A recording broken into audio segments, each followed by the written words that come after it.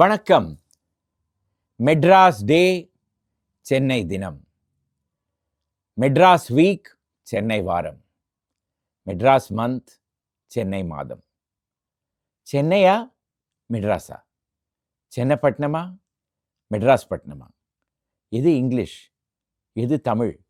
ஒருவேளை தெலுங்கு கூட இருக்கலாமோ? ஒரே கன்ஃபியூஷன். அஃபிஷியல் நேம் என்னவோ 1996 சென்னை தான். ஆனால் இந்த கன்ஃபியூஷன் போகவே போகாது. இதற்கு மேலே சில கன்ஃபியூஷன் எல்லாம் இருக்குது. சென்னைங்கிற பெயர் எப்படி வந்தது? மெட்ராஸுங்கிற பெயர் எப்படி வந்தது? இது ஒரு கேள்விக்கும் நான் இன்னைக்கு ஆதாரபூர்வமாக ஒரு பதிலும் கொடுக்க போகிறதில்லை. ஆனால் வரலாறில் சென்னை, மெட்ராஸ் இந்த இரண்டு பெயர்களுக்கெல்லாம் என்ன சான்று இருக்குது அப்படிங்கிறத உங்ககிட்ட எடுத்து சொல்ல போகிறேன். அவ்வளோதான்.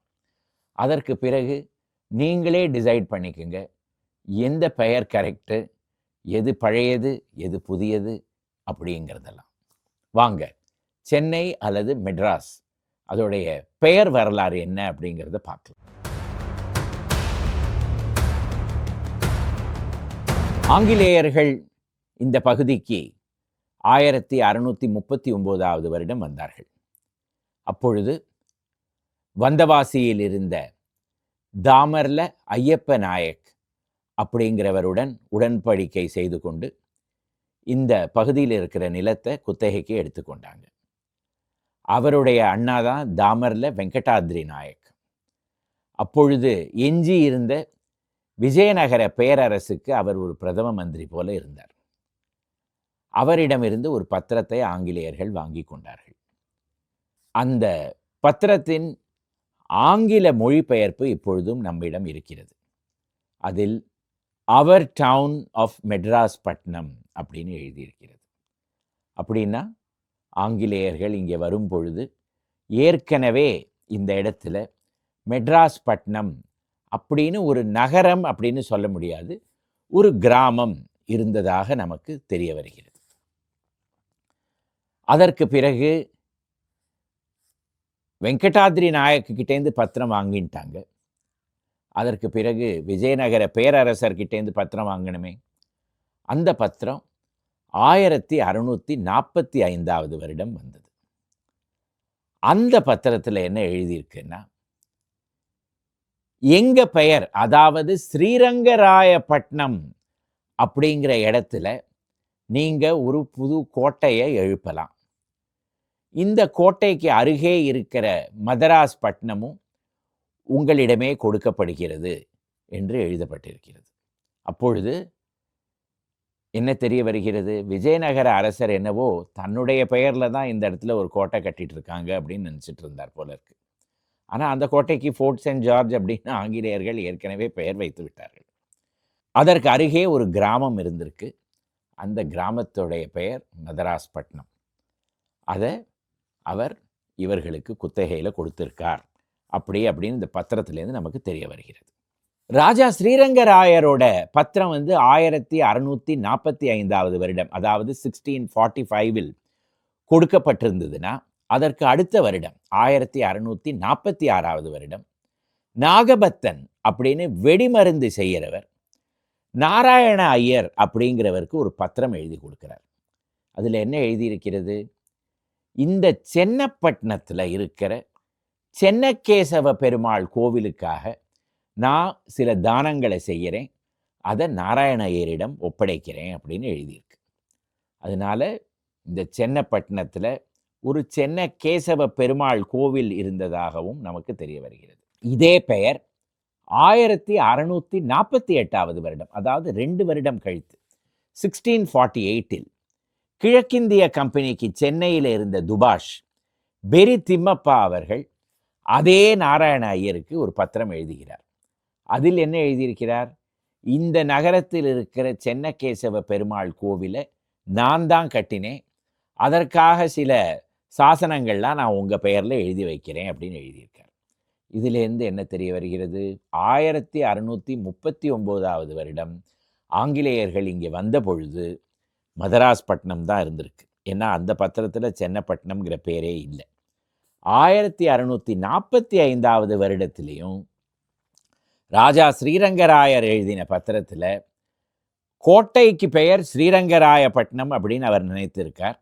அதற்கு அருகே இருக்கிற கிராமத்திற்கு மெதராஸ்பட்டினம் அப்படின்னு அவர் எழுதியிருக்கிறார்.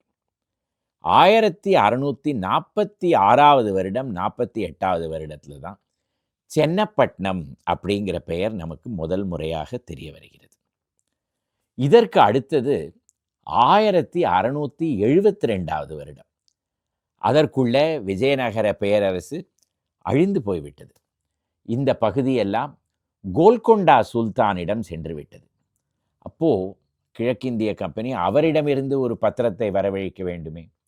அந்த பத்திரத்தை எழுதி கொடுத்தவர் நேக்னம் கான் அப்படிங்கிறவர். இந்த நேக்னம் கானோட பத்திரத்தில் கோட்டை இருக்கிற பகுதிக்கு சின்னப்பட்டான் அப்படின்னு பேர் இருக்கு, அதாவது சென்னப்பட்டினம்.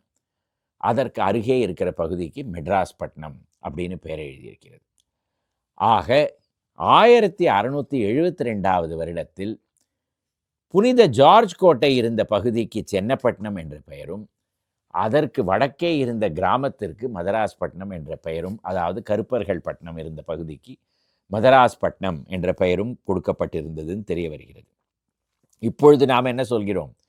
கோட்டைக்கு தான் மெட்ராஸ்பட்டினம் என்று பெயர், அதற்கு பின்புறத்தில் இருந்த கருப்பர்கள் பட்டணத்திற்கு சென்னப்பட்டினம் என்று பெயர் என்று கூறுகிறோம். இதுக்கு நேர்மாறாக 1672வது வருடம் நேக்னம் கானின் பத்திரத்தில் எழுதப்பட்டிருக்கிறது. இது கவனிக்க வேண்டிய விஷயம். இதற்கு பிறகு சென்னை, மദ്രാஸ் இந்த இரண்டு பெயர்களும் ஒன்றாகவே இருந்திருக்கின்றன. இதில் ஒரு சுவாரஸ்யமான விஷயம் என்னவென்னா பார்த்தோம்னா, ஆங்கிலேயர்கள் எப்பொழுதுமே மெட்ராஸ் அப்படிங்கிற பெயர் தான் உபயோகிச்சிருக்காங்க. தமிழ், தெலுங்கு ரெண்டுத்துலேயுமே சென்னைங்கிற பேர் தான் இருக்குது. அதாவது சென்னப்பட்டினம், சென்னப்பட்டினம் அப்படிங்கிறது தமிழ்லேயும் இருக்குது, தெலுங்குலேயும் இருக்குது. சென்னைங்கிற வார்த்தை தமிழில் தான் இருக்குது. ஆனால் ஒரு காலத்தில் கோட்டைக்கு தான் சென்னப்பட்டினம்னு பெயர் இருந்திருக்கு, நகரத்திற்கு மதராஸ்பட்டினம் அப்படின்னு பெயர் இருந்திருக்கு. இது மாறி போய் ஆங்கிலேயர்கள் எப்படியோ மெட்ராஸ் அப்படிங்கிற பெயரை எடுத்துட்டாங்க, இந்தியர்கள் எப்படியோ சென்னப்பட்டினம் அப்படிங்கிற பெயரை எடுத்துட்டாங்க. அதிலிருந்து இன்னி வரையில் இந்த கன்ஃபியூஷன் அப்படியே நீடித்து கொண்டு தான் இருக்கிறது. இதற்கு நடுவே இந்த சென்னைங்கிற பெயர் எப்படி வந்தது, மெட்ராஸுங்கிற பெயர் எப்படி வந்தது அப்படிங்கிற கேள்வியெல்லாம் எழும்ப ஆரம்பித்தது. முதல்ல இருந்தவங்களுக்கு அந்த மாதிரி கேள்வியெல்லாம் வந்த மாதிரியே தெரியல. அவங்க என்னவோ மெட்ராஸ்பட்டினம், சென்னப்பட்டினம் அப்படின்னு தான் எழுதிகிட்டே இருந்திருக்காங்க. ஆனால் 19வது நூற்றாண்டுடைய ஆரம்ப காலத்திலேருந்து தான் இந்த கேள்வியெல்லாம் வர ஆரம்பித்தது. அப்போதான் 1800வது ஆண்டு ஒரு காளஹஸ்தி அரசர்களுடைய ஒரு பட்டியல் காலின் மெக்கின்சி அப்படிங்கிற ஆங்கிலேயர் முதல் முறையாக எடுத்தார். அதில் தான் சென்னப்ப நாயக்கருடைய பெயர் முதல் முறையாக வருகிறது. History of the Poligar of கலஸ்ட்ரி அப்படின்னு அவர் ஒரு லிஸ்ட் எழுதியிருக்கார். அதாவது காளஹஸ்தி அரசர்களுடைய பட்டியல். அதில் இதை ஆரம்பித்தது காரே சென்னப்ப நாயுடு, அதற்கு அடுத்தது தாமல் குமார் மூடுல் நாயுடு, தாமல் குமார் திம்ம நாயுடு, தாமல் குமார் பாப்ப நாயுடு, தாமல் குமார் சின்னப்ப நாயுடு. இவர் பேருக்கு பக்கத்தில் founded the village of Chennai Kuppam, now called Chinnapattinam or Madras. இதுதான் முதல் முறையாக, அதாவது 1800வது ஆண்டு 1800 அந்த வருடத்தில் தான் முதல் முறையாக நமக்கு இந்த சென்னப்ப நாயக்கர் பேரில் தான் சென்னப்பட்டினம்ங்கிற பெயர் வந்தது அப்படின்னு தெரிய வருகிறது. இப்போ வரலாறு என்ன கூறுகிறது? இந்த வெங்கடப்ப நாயக், அதாவது வந்தவாசியில் இருந்த ஐயப்ப நாயக், அவருடைய அண்ணா வெங்கடாத்ரி நாயக், இவர்களுடைய தகப்பனார் தான் இந்த சென்னப்ப நாயக்கர்.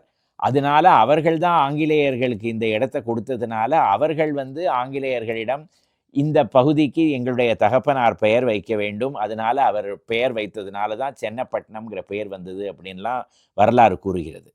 ஆனால் இந்த காளஹஸ்தி ராஜா பட்டியலில் சென்னப்ப நாயக்கருக்கு வெங்கடாத்ரி நாயக், ஐயப்ப நாயக்னு 2 மகன்கள் இருந்ததாக எங்கேயுமே இல்லை.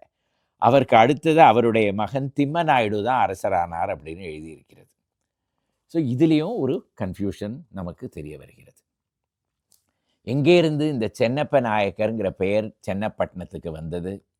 சென்னக்கேசவ பெருமாள் கோவிலிருந்து வந்ததா, இல்லாட்டா சென்னப்ப நாயக்கர்கிட்ட இருந்து வந்ததா? இதில் இன்னொரு கேள்வி எழும்புகிறது. சென்னப்ப நாயக்கர் தமிழரா தெலுங்கரா? இப்போ அதை நினச்சி நம்ம சண்டையெல்லாம் போட முடியாது. ஆனால் தாமர்ல குலம் காளஹஸ்தி அரசர்கள் எல்லோருமே தெலுங்கர்கள் தான். அதனால என் வீட்டை தேடின்னு வந்துடாதீங்க, அவர் தமிழராக கூட இருந்திருக்கலாம். அதை பற்றி நான் என்னுடைய கருத்துங்கிறது இதில் ஒன்றுமே இல்லை. வரலாறில் என்ன இருக்கோ அதை தான் நான் அவங்க முன்னாடி எடுத்து வச்சிட்ருக்கேன். ஸோ சென்னப்பட்டினம்ங்கிறது சென்னகேசவ பெருமாள் கோவில்லேருந்து வந்திருக்கலாம். அந்த சென்னகேசவ பெருமாள் கோவில் தான் 18வது நூற்றாண்டில் அது இருந்த இடத்துல இடித்து தள்ளப்பட்டு இப்பொழுது தேவராஜ முதலி தெரு என்எஸ்சி போஸ் ரோடு அருகே இருக்கிற சென்னகேசவ பெருமாள் கோவில். அதற்கு அருகேயே அப்பொழுது தான் 18வது நூற்றாண்டில் தான் ஒரு சென்ன மல்லீஸ்வர சுவாமி கோவிலும் கட்டப்பட்டது. அதனால் இது பழைய இடத்துல இருந்தபோது அந்த இடத்துல இருந்ததுனால அந்த பகுதிக்கு சென்னகேசவ பெருமாள் பட்டினம் அப்படிங்கிற பேர்லேருந்து சென்னப்பட்டினம் அப்படிங்கிற பேரும் வந்திருக்கலாம். சென்னைங்கிற பேருக்கு இவ்வளவு தான் கதைகள் இருக்குது. இந்த மெட்ராஸுங்கிற பேர் ஒன்று இருக்குது பாருங்க, ஆளுக்கு ஒரு கதை கட்டியிருக்காங்க. அதுவும் எப்போலேருந்து இந்த மாதிரி கதையெல்லாம் கட்ட ஆரம்பித்தாங்கன்னு பார்த்தோன்னா 1820வது வருடத்துலேருந்தே இந்த மாதிரி பல பெயர்கள். அதற்கு முன்னாடி இந்த காலின் மெக்கன்சிங்கிறவர் காளஹஸ்தி அரசர்களுடைய வம்ச பட்டியலை எடுத்தார் அப்படின்னு சொன்னேன் இல்லையா, அவருக்கு ஒரு அசிஸ்டண்ட் இருந்தார், சிவி போரையா அப்படின்னு பெயர். அவர் ஒரு இந்தியர் தான். அவர் ஒரு மராட்டிய ஏடுலேருந்து சென்னையுடைய வரலாறு என்ன அப்படிங்கிறத எடுத்து கூறியிருக்கார். அதில் அவர் கூறுவது எப்படின்னு பார்த்தோன்னா 4 பகுதிகள் இருந்ததாக எழுதுகிறார். மதராஸ் குப்பம், சென்னக்குப்பம், ஆர் குப்பம், மேலப்பட்டு. முதல்ல நான் சொன்னது சென்னப்பட்டினம் அப்படிங்கிற பகுதியில் தான் கோட்டை இருந்தது. அதற்கு பின்னாடி இருந்த கருப்பர்கள் பட்டினம் தான் மதராஸ் பட்டினமாக இருந்தது. போரையா எழுதுவது நேர்மாறாக எழுதுகிறார். அதாவது கோட்டை இருந்த இடத்துக்கு மதராஸ் பட்டினம், அதற்கு பின்புறத்தில் இருந்த கிராமத்துக்கு சென்னப்பட்டினம். அப்போ ஆர்குப்பம் எந்த இடத்துல இருந்தது? கூவம் நதி எந்த இடத்துல போய் கடலோட சேர்றதோ அந்த இடத்திற்கு ஆர்குப்பம், அதாவது இப்பொழுது வார் மெமோரியல்லாம் இருக்கிற பகுதிக்கு ஆர்குப்பம் அப்படின்னு அவர் எழுதுகிறார். மேலப்பட்டு அப்படிங்கிற பகுதி இப்பொழுது சால்ட் கோட்டர்ஸ் இருந்த பகுதி தான் மேலப்பட்டாக ஒரு காலத்தில் இருந்தது அப்படின்னு வரலாறு ஆய்வாளர் ஹெச்டி லவ் கூறுறார். அதிலிருந்து சிவி போரையா காலத்தில் தான் மதராஸ் பட்டினம்ங்கிறது கோட்டை, சென்னப்பட்டினம் அப்படிங்கிறது நகரம் அப்படிங்கிற ஒரு கருத்து மாறுபட்டு வந்தது அப்படிங்கிறது தெரிய வருது. அதாவது 1802வது வருடம். இப்போ மதராஸ் பட்டினத்துக்கு எப்படி பெயர் வந்தது அப்படிங்கிற சர்ச்சையெல்லாம் 1820லேருந்து ஆரம்பமாகிறது. அப்பொழுது அரசில் இருந்த ஒரு அதிகாரி பண்டால ராமசுவாமி நாயுடு, அவர் என்ன எழுதுறாருன்னா, இந்த பிரான்சிஸ் டே முதல் முறையாக சென்னைக்கு வந்த பொழுது, மெட்ராஸுக்கு வந்த பொழுது, சென்னைக்கு வந்த பொழுது, மெட்ராஸுக்கு வந்த பொழுது, ஏதாவது வேணாலும் எடுத்துக்கலாம், இந்த பகுதிக்கு வந்த பொழுது அப்படின்னு வச்சுக்கலாம். இந்த தாமரில் ஐயப்ப நாயக் இந்த ஆங்கிலேயர்களுக்கு கொடுத்த அந்த கிராமத்தில் ஒரு மீனவர் குப்பம் இருந்ததாகவும், அந்த மீனவர் குப்பத்துக்கு மாதரசன் ஒரு அரசன் இருந்ததாகவும், அவன் அந்த இடத்துலேருந்து நான் காலி செய்ய மாட்டேன் என்று கூறியதாகவும், அதனால் அவனை காலி செய்வதற்காக இந்த பகுதிக்கு உங்கள் பெயரையே வைக்கிறோம் அப்படின்னு சொல்லி அதிலேருந்து மதராஸ் குப்பம் அப்படிங்கிற பெயர் வந்ததாக 1820களில் எழுதுகிறார். சரி, இது 1820 வரலாறு. 1939வது ஆண்டு மெட்ராஸ் டெர்சென்டினரின்னு கொண்டாடினாங்க. அதாவது ஆங்கிலேயர்கள் சென்னைக்கு 300 வருடங்கள் முடிந்ததுனால அதுக்கு ஒரு பெரிய கொண்டாட்டம் நடந்தது. அதற்கு ஒரு மெட்ராஸ் டெர்சென்டினரி கமிட்டி என்று ஒரு குழுவே அமைக்கப்பட்டு அவர்கள் மெட்ராஸ் டெர்சென்டினரி வால்யூம் அப்படின்னு ஒரு புத்தகத்தை வெளியில் கொண்டு வந்தாங்க. அதில் இந்த மதராஸுக்கு ஏராளமான கருத்தெல்லாம் இருக்குது. ஒன்னொன்று படித்து பார்க்கறச்சே ஆச்சரியமாக இருக்கு. முதல் கருத்து, மந்தவெளியில் இப்பொழுதும் லாசரஸ் சர்ச்னு ஒரு மாதா கோவில் இருக்கிறது. இந்த 1939வது ஆண்டு அங்கே ஒரு கல்லறைக்கு மேலே ஒரு கல்வெட்டு இவங்க எடுத்தாங்க. அதில் இதற்கு அடியில் வின்சென்ட் மாட்ரா லூசி மாட்ரா அப்படிங்கிற போர்த்துகிய மக்கள் அடக்கம் செய்யப்பட்டிருக்காங்க அப்படின்னு எழுதப்பட்டிருக்கு. உடனே அந்த மாத்ரா குடும்பம் இந்த இடத்துல போர்த்துகிய குடும்பமாக இருந்தது. அவர்கள் பெரிய செல்வந்தராக இருந்தார்கள். அவர்களிடமிருந்து தான் கிழக்கிந்திய கம்பெனி இந்த பகுதியை வாங்கி கொண்டதுனால திடீர்னு மாதரசன் அவங்க எல்லாம் மறந்து போயிட்டாங்க. தாமர்ல வெங்கடாதிரி நாயக் அவங்கெல்லாம் எங்கேயோ போயிட்டாங்க. இப்போ திடீர்னு ஒரு மத்ரா குடும்பம்னு ஒன்று வந்துடுது. அவங்க பெயரில் தான் மெட்ராஸ் அப்படிங்கிற பெயர் வந்தது அப்படின்னு ஒரு முடிவுக்கு வந்துட்டாங்க. இப்படி ஒரு கட்டுரை. அதே போல் இப்போவும் மந்தவெளியில் மேட்ரே டி டியூஸ் சர்ச்னு ஒன்று இருக்குது. அதுக்கு இப்போ தியான ஆசிரமா அப்படின்னு பெயர். இதெல்லாம் போர்த்துகிய மக்கள் கட்டின சர்ச். இப்போ அது ஒரே புதுப்பிக்கப்பட்டு அதோடைய பழைய வரலாறுலாம் தெரிகிற மாதிரியே இல்லை அந்த கட்டடத்தை பார்த்தோன்னா. ஆனால் அதற்கு வெளியில் ஒரு ஆர்ச் இருக்குது. மேட்ரே டி டியூஸ் சர்ச், அந்த மாதா கோவில் தான் இந்த இடத்துல இருந்ததுனால மேட்ரே டி டியூஸ் பட்னம் அப்படிங்கிற பெயர் தான் மெட்ராஸ் பட்டணமாக மாறியது அப்படின்னு சொல்கிறாங்க. இதற்கு நடுவே கிறிஸ்டியன்ஸ் இந்த மாதிரி சொன்னால் முஸ்லீம் சும்மா இருப்பாங்களோ? அவங்க உடனே இந்த இடத்துல மரக்காயர்கள், அதாவது கடலுக்கு செல்கிற இஸ்லாமிய மாலுமிகள்லாம் இந்த பகுதியில் இருந்ததுனால இந்த இடத்திற்கு மரக்காயர் பட்டணம் மக்ராஸ் குப்பம் அப்படிங்கிற பெயர் இருந்ததாகவும், அதற்கு பிறகே அதுவே இந்த மக்ராஸ்ங்கிற வார்த்தை தான் மெட்ராஸ்னு மாறி போய்விட்டது அப்படின்னு அவங்க ஒரு கருத்து தெரிவிச்சிருக்காங்க. அதே போல் அவங்க இன்னொரு விஷயம் சொல்லியிருக்காங்க. ஜார்ஜ் டவுன் பகுதியில் ஒரு காலத்தில் ஏராளமான ஆரப் மாலுமிகள்லாம் இருந்ததாகவும், அந்த இடத்துல ஒரு மദ്രാஸா இருந்ததாகவும், அதாவது அவங்களுடைய ஒரு கல்லூரி இருந்ததாகவும், அதனால மദ്രാஸா பட்டணம் அப்படிங்கிறது தான் மெட்ராஸ் பட்டணம் அப்படின்னு பெயர் மாறியதாகவும் அவங்க சொல்கிறாங்க. இந்துக்கள் எப்படி சும்மா இருப்பாங்க? அவங்க ஆனால் பெருமையாக சொல்லலை. இந்த இடத்துல இருந்தவங்களெல்லாம் முட்டாள் தத்திகளாக இருந்ததுனால இந்த இடத்திற்கு மந்தராஜ்ய பட்டணம், அதாவது ஒரு அந்த அளவுக்கு புத்தி கூர்மை இல்லாதவங்க இருந்ததுனால, மந்த புத்தியாக இருந்தவங்கனால இந்த இடத்திற்கு மந்தராஜ்ய பட்டணம் அப்படின்னு ஒரு பெயர் இருந்திருக்கு. எந்த அரசர் இந்த மாதிரி ஒரு தன் சொந்த ஊருக்கு யாராவது மந்தராஜ்ய பட்டணம்னு பெயர் வைப்பாங்களோ? ஆனால் அந்த மாதிரி ஒரு கருத்தும் இருக்குது அந்த புத்தகத்தில். அதாவது மந்தராஜ்ய பட்டணம், அதிலேருந்து தான் மெட்ராஸ் அப்படிங்கிற பெயர் வந்ததாக அவங்க எழுதுகிறாங்க. ஆக மொத்தம் எல்லா நல்ல காலம் சீக்கியர்கள்லாம் இங்கே இல்லை, அவங்க ஏதாவது ஒரு கதை சொல்லியிருக்கலாம் அதுக்கு பிறகு. ஆக மொத்தம் எல்லாருமாக சேர்ந்து இந்த மெட்ராஸ் அப்படிங்கிறது மெட்ராஸ் பாஷையில் ஒரு கலவையாகவே பண்ணிட்டாங்க இந்த வரலாறு. ஸோ ஒரு பக்கம் சென்னப்பட்டினம், ஒரு பக்கம் மெட்ராஸ் பட்டினம். ஒரு காலத்தில் எது மெட்ராஸ் பட்டினமாக இருந்ததோ அது பிற்காலத்தில் சென்னப்பட்டினமாக மாறி, எது சென்னப்பட்டினமாக இருந்ததோ அது பிறகு மெட்ராஸ் பட்டினமாக மாறி ஒரே குழப்பம். கடைசியில் 1996 வருடம் எப்படியாவது பெயரை மாற்றியே ஆகணும். ஒரு புது வரலாறு. மெட்ராஸுங்கிறது ஆங்கிலேய வரலாறு, சென்னைங்கிறது தமிழ் வரலாறு. தெலுங்கு எங்கேயோ மறந்து போயிட்டோம் எல்லோரும், ஏன்னா அவங்க போயிட்டாங்களே இங்கேருந்து. அதனால் மெட்ராஸ்ங்கிறது இங்கிலீஷ், சென்னைங்கிறது தமிழ். இன்னிலேருந்து இந்த நகரத்துக்கு சென்னப்பட்டினம் அப்படிங்கிற பெயர் தான் கொடுக்கப்படும் அப்படின்னு ஒரு புது முடிவுக்கு வந்தாங்க. அதிலிருந்து இன்னி வரையில் சென்னை தான் அஃபிஷியல் நேம். இதுக்கு நடுவில் குவைட்டாக அமைதியாக 14வது நூற்றாண்டிலிருந்து கிருஷ்ணகிரியில் ஒரு கல்வெட்டு அப்படியே இருக்கு. அதில் என்ன எழுதப்பட்டிருக்கு? கம்பண்ண உடையார் இந்த பகுதியெல்லாம் அரசாண்ட பொழுது இந்த இடத்துல மதராஸ் பட்டினம், நீலகங்கராயன் பட்டினம், கோவளம், சதிரன்னப்பட்டினம் இப்படியெல்லாம் பேர் இந்த பகுதிகளில் இருந்த கிராமங்களுடைய ஒரு பெரிய பட்டியல் இருக்கு. இந்த நீலகங்கராயன் பட்டினம் தான் இப்பொழுது நீலாங்கரை அப்படின்னு சொல்கிறாங்க. கோவளம் பெயர் அப்படியே தான் இருக்குது. இப்போ மதராஸ் பட்டினம் அப்படிங்கிறது 14வது நூற்றாண்டிலிருந்து வந்த பெயர். இதை நமக்கு முதல் முறையாக எடுத்து சொன்னவர் ஆர்கியலாஜிக்கல் சர்வே ஆஃப் இந்தியாவில் பணிபுரிந்த பிறகு தஞ்சாவூர் தமிழ் யூனிவர்சிட்டியில் பணிபுரிந்து கொண்டிருந்த எஸ் ராஜவேலு அவர்கள். அவர் இதை பல வருடமாக கட்டுரைகள் எல்லாம் எழுதி கொண்டு வரார். 14வது நூற்றாண்டிலிருந்து இந்த மெட்ராஸ் பட்டினம் அப்படிங்கிற பெயர் இருக்கிறது என்று. ஆனால் அவர் சொன்னதை யாரும் காதில் வாங்கிட்ட மாதிரி எனக்கு தெரியல. இன்னி வரையில் Madras is an emotion, Chennai is a city, Madras day, Chennai day, Madras week, Chennai week, Madras வாரம், சென்னை வாரம், இப்படியெல்லாம் கன்ஃபியூஷன்.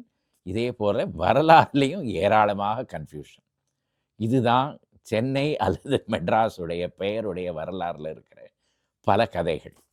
இந்த எபிசோடு உங்களுக்கு பிடித்திருந்ததுன்னா இந்த சேனலை லைக் செய்யவும், உங்கள் நண்பர்களுடன் பகிர்ந்து கொள்ளவும், சப்ஸ்கிரைப் செய்யவும்.